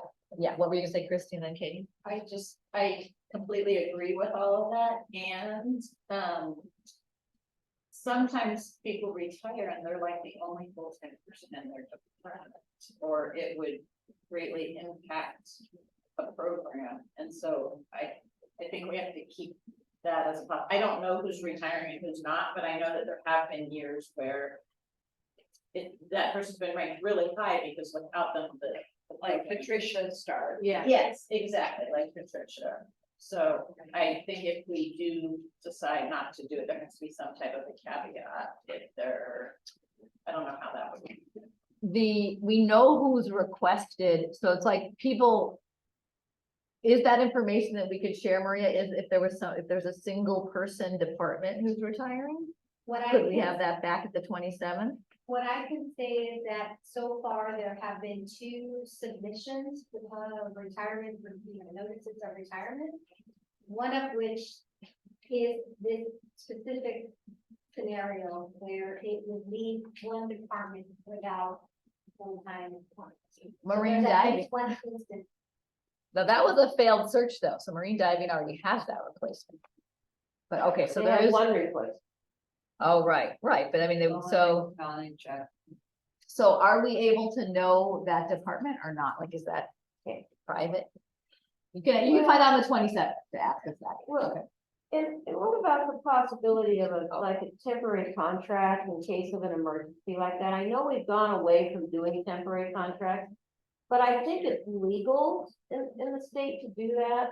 So if we had an emergency, or somebody died, or somebody retired late or something, there has to be a way to deal with this in an emergency situation. It would still have to go through the formal hiring process as per our AP. Oh, right. Yeah, so yeah, we could agendize one presentation. Well, we could, and I don't think we would even have to have a presentation. If the administration said this is an emergency. Come through us. We just say, yeah. You had your hand up. My comment was just, I have to say, I truly would have appreciated knowing last year that it was going to be a bonanza of faculty hiring. It certainly would have impacted my department hugely. I don't know if that was known that we were gonna be really going out for a ton of people in advance, Yeah. but it would have been really helpful. And I guess I would say also the reverse is true. When we aren't going to be, chances are, unless there's some huge emergency, hiring anybody, it's also important to be transparent. Because, you know, we've had issues, as we know, on our campus of people not trusting the administration for one reason, not you, Maria, but that has happened, and I think transparency in this kind of thing is a way of getting good faith. Because yes, the chairs have a lot to do, and we shouldn't be engaging in work that will not, chances are, have 0 to no impact on the department. I'll just add to it. I think it is a really good idea to invite Erica to come. Because there are all kinds of strategies that the administration has to think about, whether or not they want to go above the pond or go below the pond, and we need to know what her thinking on that is. What's her strategy? So I'm never gonna go above that pond, or I'm okay going above it, because I think it's gonna level out in the next couple of years. So we kind of need to know that. Yeah, that's an excellent point. And I think we need to have, I mean, we have some senators here that probably haven't been through the whole sort of educational process of the fawn, what in the hell it is. Getting the. And I've been through it more than once, and I Yeah, still don't mind hearing it. the document that is published for all the schools to sort of show where all the schools are. In the fawn. It's easy to just assume that everybody knows this stuff. Everybody doesn't know this stuff. That's very fair. We know that it's like how many full-time faculty you can hire, but like, Well, why? why? Besides, Well, it's their wiggle room, right? Yeah, based on what and how that changes and what the other colleges are looking like, because it's a real eye opener for us, because if we're one of the few colleges in the state that's shrinking, we need to know that. And we're not. I looked at the chart. We're not. It's just our neighboring colleges are not shrinking. But anyway. I will say, if I may, enrollment, the enrollment decline is only one factor that contributes to determining and establishing the bond. That's true. So there are other factors. One of the biggest ones this year was the state budget. Yeah. And, you know, back in 2022, fall of 2022, before the governor proposed his budget in January, the following semester, there was some feel that it was too rosy of a picture. And then come May, it became less rosy within that period of time. And so that really impacted the fawn projections. We are not the only college that is in this situation. Pasadena City College, for example, just hired 50 plus full-time faculty. Wow. And so one of the other things that happened is there was very poor communication from the chancellor's office to the colleges about when that fawn number changed. Because had we received that message when it changed, given that some of our hires were late hires, we could have tried to at least pull it flat. Wow. I guess fortunately for those departments, those new faculty, that didn't happen, but that could have been a situation that could have been somewhat avoided, you know, if that's where we had wanted to go.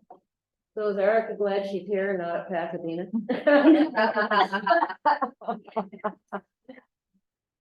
She did say that the budget news changes and there's other colleges are in this position. So that's why her initial thought was maybe you should still go through it so you're ready.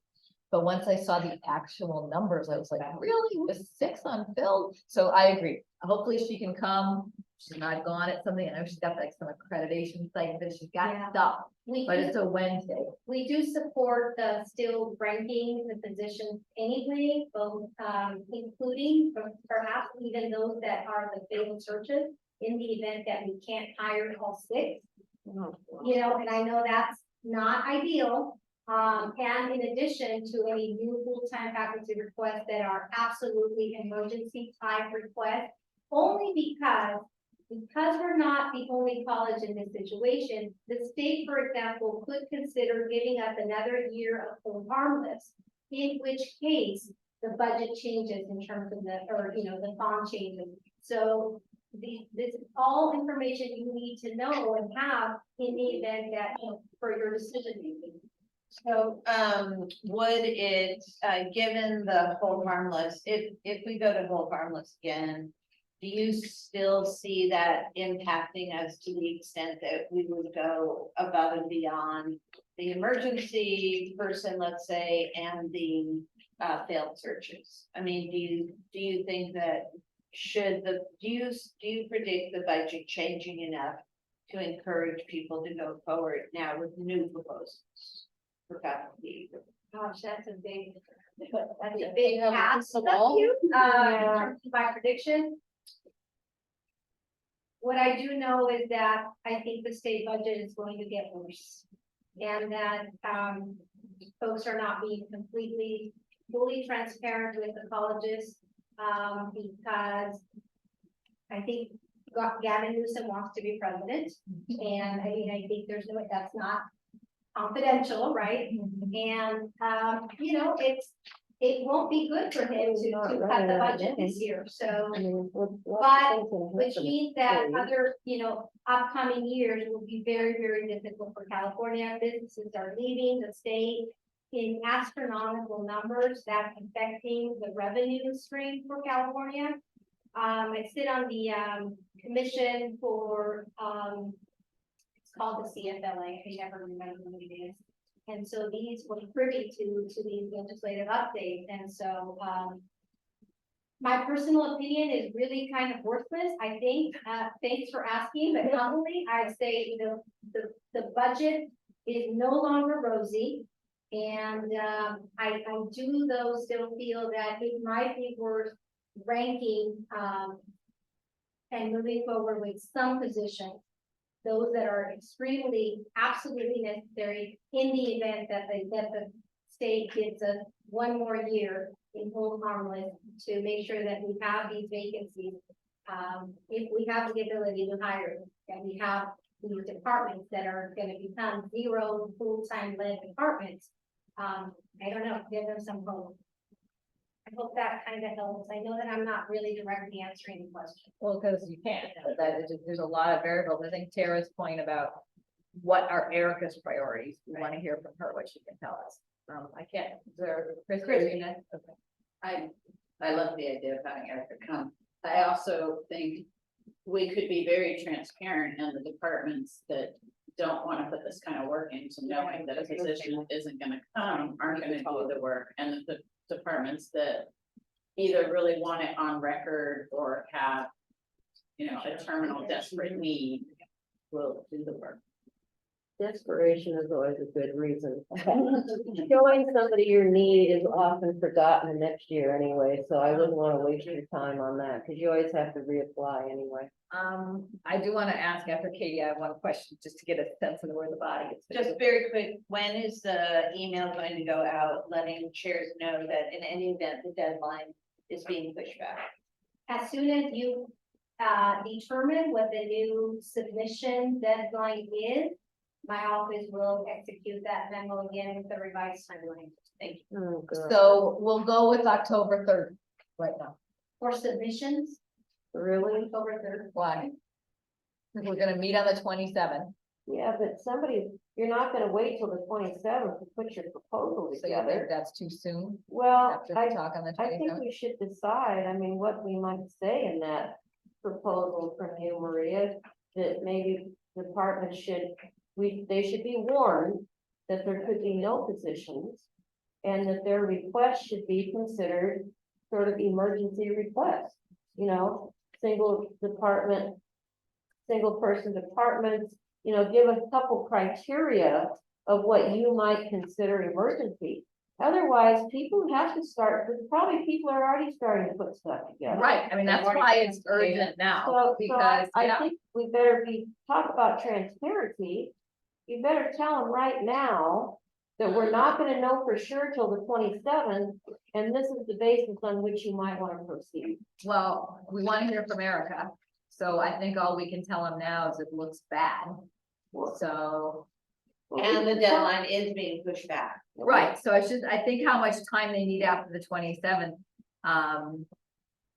Well, they're not gonna wait till the 27th to put a proposal together that's gonna be due on the 3rd. Trust me. I would, it's a weekend, but. okay, Well, good for that's- you.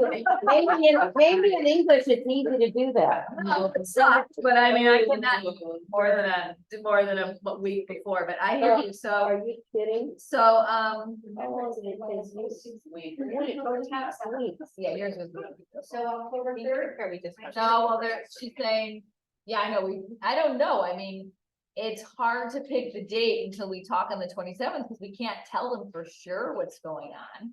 But we can tell them a little bit about what we've talked about today, not that this meeting is certainly open to the public, but nobody's listening. Well, I mean, they're not, I mean, we have what, 5 people up there? Yeah. It's not that all of a sudden all these people on department chairs are gonna start listening to the Senate meeting. But I think, you know, the communication needs to be, the calibrated budget has dramatically changed from what was projected. That impacts what our fall number is. So this is just the reality. We still have 6 unfulfilled searches from the last cycle. There's a high probability that new proposals may not even make it into the ranking. Well, and if you say we're 14 over fawn right now, And it could be 28. and it could be more than that, I mean, at least we can give them some bullet points of the facts. yeah. Yeah, Because we're coming off of a really high number of hires, people may go, "Oh, Yeah, right, expected a lot of proposals and right. that would be disheartening. So It it's is hard very to pick a date, you wanna say we'll send a date after the meeting on the 27th? Yeah, Does that seem fair? well, I mean, Well, they need communication right now though, tonight. Well, they need now, so they don't write it for the 19th, yeah. So we could say October 10th and fit it in after that, we could say. I I'd mean, say the 10th. what's the time, do we have a timeline then built on when we're gonna review them, if anybody does submit anything? Well, I had one from the 3rd, but you guys don't feel like that's enough time, so that's the only one I cleared at 10 o'clock last night, I was trying to think about this. So we would still have enough meetings to get it done this semester. Well, we could always add an extra one anyway, yes, we definitely would. Yeah, okay, so we'll go with, October 10th would be the new deadline, and we'll share more information on 9/27 for you to decide if it's worth your time and what the criteria are for applying for Maria, new and one. be brutally honest, Maria. And to clarify, are we saying that the however number of failed searches would have to present again? That, We no, haven't decided that yet. But I think you could put in your email that we already have 6 failed searches. yes. I can imagine her asking us to, rank and to allow the emergency ones to be brought into a new ranking, which we wouldn't normally do. She asked us to run it to 6 when we hear the presentations again. Right. So, Maria had her hand up. It's also his senators, but I mean, Yeah, I don't know if that's a good thing or a bad thing for those departments. Maria had her hand up. So since we're moving the proposal submission deadline to the 10th, might we also want to extend the request for data? yes, all of it, back it up with their Yeah, distance. 100%. Yeah, thank you. Absolutely. Yeah, so, okay, so we're gonna hear from Erica, but given the situation, it looks likely that we might have to rank the 6 failed searches. I think it's. Well, and I think we need to hear that from her. I do too, that's a big Exactly. deal, because it's She not, yeah. needs to make those decisions and tell us. All right, and I have a, it doesn't seem like we need to meet before the 27th, I think that's enough time to get all this information in order. Okay, you guys, any other thoughts, things to, all right, Is there any benefit, and Maria, maybe you know this? I mean, I know Brian did his presentation in service to us, but I don't think the faculty really have fully appreciated what happened this summer with our budget. Yes, Erica and Brian are planning a forum. That's true. They are gonna be Budget. sharing budget information. So that's not something that would be useful just for the Senate too. Well, we heard it at the retreat, we heard it at the in-service there, and I've asked PNR to be thinking specifically about what information needs to get through to faculty in particular. You know, it's like, But Kathy, are you asking for Brian to come and clarify the changes in the state budget that just occurred this week? I'm asking for clarification for the Senate to get the most pertinent information on the budget. And I know they're gonna do a forum. When is the forum scheduled? they're trying to do it soon. She's been like, she's gone from Fridays because of the accreditation, and she's got 2 things she's doing that was, you know, so she doesn't have Fridays. She's like, what's the best time? Like Fridays at 1, that's the best time. We're not teaching, faculty can come. So she's gonna maybe do a morning one week and an afternoon, like she and Brian are meeting to talk about when. I assume the bond part will be budget informed. If we can get her to come for that, so is this something separate that you? I don't know. I just don't think that we fully grasp exactly what's happening. And I think, and I know this because of our discussion yesterday at PNR about program review money. And my discussions back and forth with Brian about program review money. I mean, there's a feeling that he's wondering why we're even thinking that we should get things when we really haven't been told clearly that we're not gonna get things. And so how is that discussion gonna be clarified for us? So we really know what to expect. And I don't think, I mean, we sat around Katie yesterday. Do you think anybody really knew anything? Nobody knew anything. Except we knew Brian did the presentation. You know, for those of us that are teaching, that was like a year ago. And it was only 3 weeks ago, right? I mean, really? But you're raising a different question. Is the buyer budget situation so dire that we're back to the year where you don't make requests unless stuff's broken? Well, yeah, because I mean, I think that's not only in relationship to the faculty, but in Right. relationship to everything else. And where are we really? Because I sat and listened to him. I've listened to him a lot. I love listening to him. But I couldn't really tell you today exactly where we are budget wise. And I don't know if we have had that shock value yet. And then maybe the board has to decide how much of the reserves they want to spend. We got the extra COVID money, so they could do all this stuff right now. We could Now, buy is new it true stuff. that we have to give back that COVID money, Maria? We did have to give back some, not, more than what we were comfortable with, but not all of it.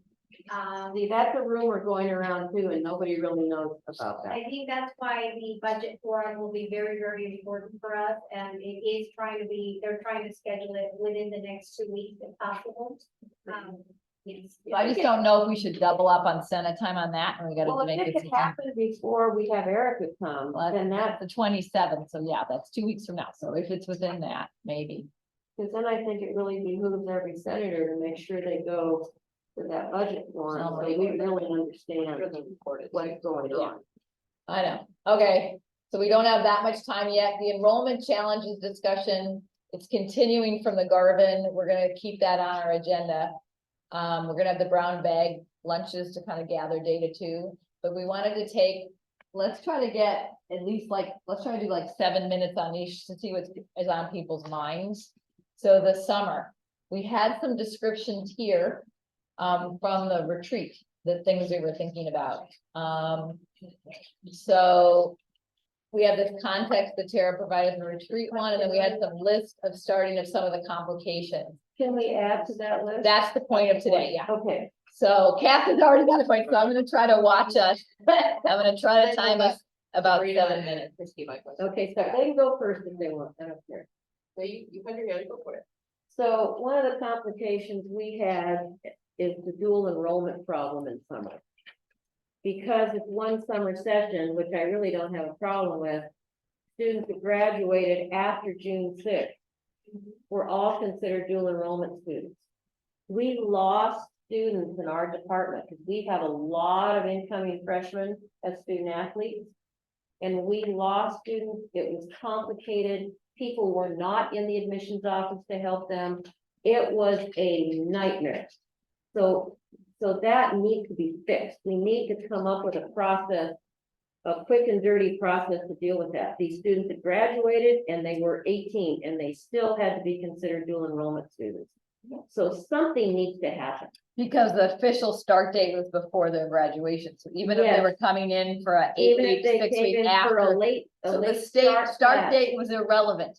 Start date was Okay, irrelevant. that does seem like a big. And that affected their financial aid. Oh, yeah. They Yeah, weren't eligible for financial aid since they were considered dual enrollment. yeah. And that's just not like our local high schools. There were students From out of Gary, out of state. yeah, that Wow. graduated after Oh, our yeah. start date. And how are they supposed to get letters from their counselors and their high schools? And, oh, it's terrible. Wow. Okay, so that's a big one we gotta follow up on, right? Okay, great. And And we're gonna add that in somewhere. yes, Take a note. we're taking Okay. notes to add to that. I'm gonna get a live Google Doc next time, but, Yeah. okay. What else? In Yes. my department, we had an issue because of the late start date. Which was, a couple weeks later than usual, and or at least a week later than usual, and we had some great support from the administration that allowed us to do a mini short season before the summer season started. But it would be great to just have that flexibility to start earlier if need be. If we're having all this flexibility, let's make it even the start date as part of that. You mean before, whenever it's Well, officially in started? the past, we've actually even started the Monday after commencement. And for us, I mean, we are already starting, so Oh, because you're we doing a prefer to be play. able to do that. They could do what we do, because we do 2 weeks after summer. As a special session.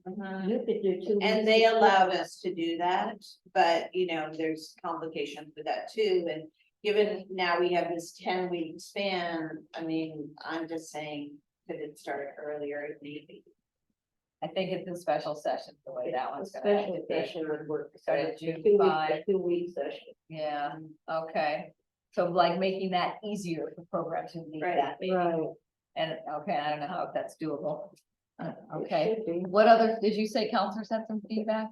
We did, yeah. A lot of it had to deal with the prerequisites for students that were taking courses that were offered, like say, the first 5 weeks, and then they weren't able to register for the next advanced level of the course that was being offered in the last 5 weeks.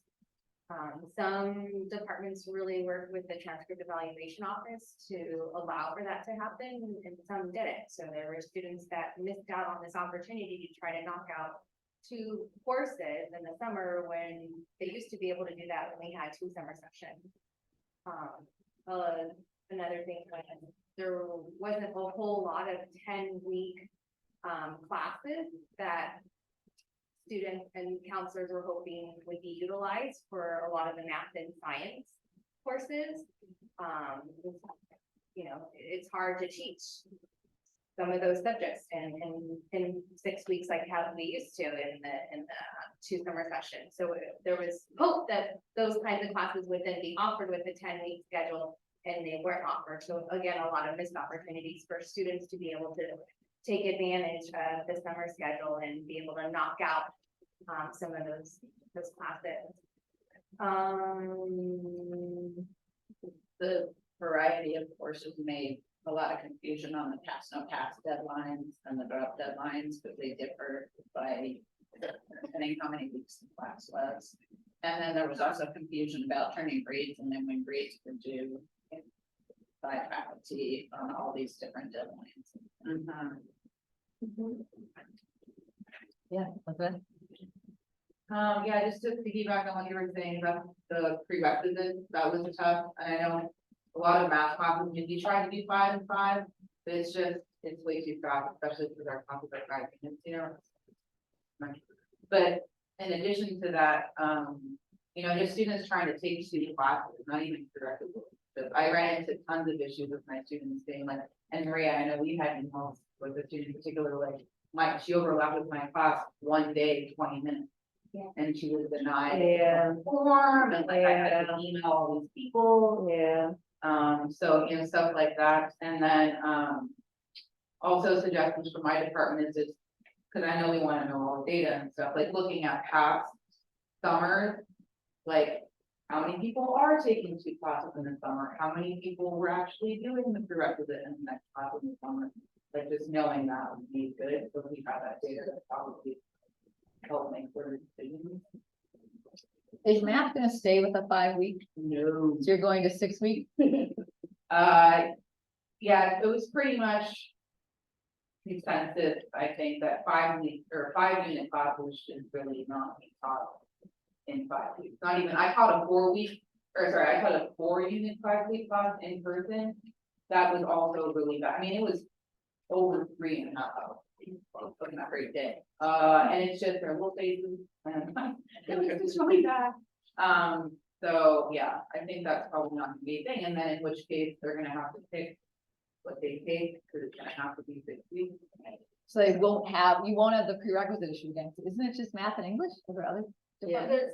Science, Right. has it too? But the other thing with the prerequisites that I forgot to say is grades weren't due until August 9th. So even if a student took a class with the prerequisite in the beginning, the Yeah. instructor didn't submit the grade and it didn't help them. So why is the grades due like 2 days after the class is over, like it is in the regular semester? And then you could actually let students enroll in the prerequisite course. If they're, in the next course, and if they fail, well, they get dropped. Because we've done that, they get to register for English 111 for the spring if they're enrolled in English 110 now. So you could do the same thing in the summer. But there's time in between there to process and get it all. I think I know No, why. that's why I'm a mess. I'm not contagious. I don't. There is only one registration Okay. cycle for the summer. Right, so the admissions and records has to manually go in there and do that for all of those. From fall Oh. to spring, there's 2 different Right. registration cycles, so Right. that's not going to be possible with the one summer term and one reg cycle. Okay, These are the kinds of things I think that I'm hoping we can talk about throughout the semester at the Right. round bag meetings, because, you know, I want to know, are we then looking at 8 weekers, 10 weekers for math, those kinds of things? Are we exploring 8 weekers within the primary terms, and if not, why not? For some classes, you know? Right. I also wanted to share just from the last data that I shared in July with the Senate. There was a question about, well, are the students being successful? Were the students successful in spring and summer 2023? We ran those numbers and they show they're pretty healthy. I will say, now I have been also asked to break that down by session length. So I'm in the middle of working with IR to provide that information, but the students did pretty well this summer. Despite it all. Mariah, I see your hand up. If it's been forever, you should turn on the mic and yell, but I'm gonna try to keep watching. Hello, nice to see you. Sorry. Hi. I got a little feedback from Trisha on this. We're still gathering feedback from non-credit faculty. If you were in the middle of a train of thought, we can continue. Is it okay for me to? This is a perfect time. Yeah. Awesome. So main issue was with the short courses, we had 2 5-week sessions, and following the CORs, it meant certain classes were incredibly long. And that was difficult for population served, like older adults or in ESL people who are working full time. It made some of the classes not attendable, essentially, because people don't have 4 and 5 hours in a day. So that was definitely problematic in the main bit of feedback that we've gotten so far. Wow, that's really important. Thank you. Cornelia, you had your hand up before. I want to emphasize the request that Elizabeth made. I really think we should look at the data more about how many students took how many classes, and in basically those what used to be summer 1 and summer 2. Personally, for the classes I taught, we have these classes where in the first half we're having a class that is really prereq for the. So you had that. Right, and I just noticed that a 5-week financial accounting or managerial accounting class is unbelievably more work than a 6 weeks. I felt sad for my students because of the amount of work I had to put on them. And that was, but I also don't know how to solve that situation, because I want the students to kind of like do one class in the first half and like maybe the 110 and the 230 or the 230 and the 240. And they're not prerequisites. They don't need. 110 is not a prereq, but 230 is a prereq for 240. Okay, but you wouldn't do 230, 240 in the summer, but Yes, You we would. had students who did that. okay, but And again, they went with special, like we had to email, Okay. I think counseling helped us, Oh, like somehow to move them with. Basically in 24 hours into Oh my the class. okay. And thank you for doing That was that. the transcript evaluation. Oh, whoever did it, thank you. So is there any way we go back to 2 6 weeks? People were wondering that. You mean two 6 weeks or 2 5 weeks? We have 12 week total. We had 12. Yeah. Yes, there's been some folks are real advocates of returning to how it was. That, not surprisingly, is also faced by the opposition, which is, I guess there were some problems that this one summer session resolved that used to, the problems that used to happen before that no longer are a problem. So there's two sides of it, I guess there's people on both sides. Is it possible to change? Yes. Is it too soon to reflect on one summer?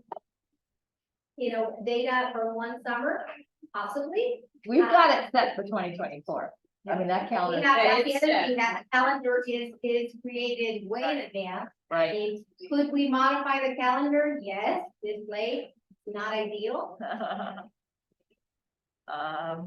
I don't know. I mean, do people feel like does anybody, I've heard the problems, anybody things they liked about it? We were guessing it was good for student services to have more time for stuff. Is that true? Is the 10-week thing like really great in some ways that we don't know? If it was, maybe for admissions and records or financial aid, but not for academic counseling. So I don't know. And I mean, there's no faculty from those Right. departments, so. Right. Is it a I think operational thing? Beforehand, I think they thought that the turnover of one session to the next session was really quick. But I think it turned out to be even quicker because the term didn't end and there weren't deadlines for the grades to be in it. And I think some people thought they'll make a longer class so that they're not trying to cram things into 6 weeks. And so some people will take advantage of the 10 weeks and that could be better for students. But I think that happens such a small amount and the other problems just intensify. So admissions and records has written all these things that they didn't like about it. That were problematic. Right. I think what Because was really it's- driving the decision though, for the 10-week was when fall and spring started. That was the bigger issue. But we pushed spring up to give that extra time. There were issues, if I'm recalling, about The, during the first week and financial aid due dates and all. It had more to do with the start and end dates of spring and fall than anything else. So I guess I can't tell yet if people, yeah, we should find out if there's any movement. I know for English, we know we're never teaching 5 weeks. We want to keep it at 6 weeks. The 8-week was not as popular. We didn't think any students would take summer school for 10 weeks. No, I mean, I thought physics was gonna offer it. Maybe they did. That's what they said, and that's what we were hoping. And even they didn't do it? Physics 121 was something that was thrown out there. Even physics, because they were like famous for saying that for years. Did offer 110 and 111. Right. But they used to offer it during 6 weeks. They just smushed it into 5. No, I was saying they were gonna go, they were the gonna 10 offer week the people. engineering 10 week. All right, so I don't know where we are on this. It seems like it's kind of, and then we gotta wrap it up, but yeah. the science division on fine, I think some stuff was common around operations, but one thing I don't think was, said was the, advertisement about the very start date option. I think that really defeated some of like the science division enrollment. We saw like we just had less high school students, so in the classes that started at the beginning, classes that started at the end, and we weren't sure exactly why, but all of us absolutely like noticed that we didn't have as many of those types of students that we historically had. But in terms of the timing overall, like all the science faculty that was there, including the physics department, they all seemed like they could make it work with the varying models as long as the advertisements to our population was clear. That was like the big message, with the one exception that was a big push for all the classes to start at the beginning of the summer session or end. And it did create that overlap from either from a few days to up to 2 weeks in some cases for the people who chose to go 6 model that all of our biology faculty chose to use. Right. And so in those 2 weeks in particular, were both really hard for the students finishing finals and starting the next class for both the faculty grading and relaunching the next course and the students. And I know we've got to go, but English anecdotally felt many students dropped out because they couldn't make the transition. Like they couldn't get their next class going and they had to drop it in the second half. That's data we asked Maria to look into too. See if we can get that, but we may not, because if they drop before the deadline. Okay, thank you guys. So we'll bring the regular schedule item back and see you in 2 weeks. Thank you so much. Thank you. Okay. How do we stop the recording?